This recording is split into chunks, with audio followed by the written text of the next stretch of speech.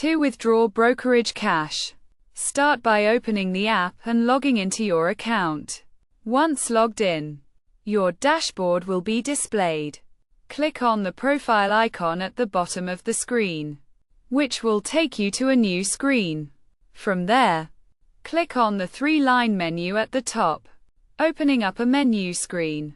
Select the transfer option, and you will be presented with multiple options, including the withdrawable cash option, which shows the amount of money available in your account that can be withdrawn to your bank account. To initiate the withdrawal, click on the transfer money option at the top. Enter the amount you want to withdraw. Then select the From section and choose the brokerage option. Next, select the bank account where you want to transfer the money in the To section. Click the Review button. Double-check the transaction for any errors, and then click the Transfer button.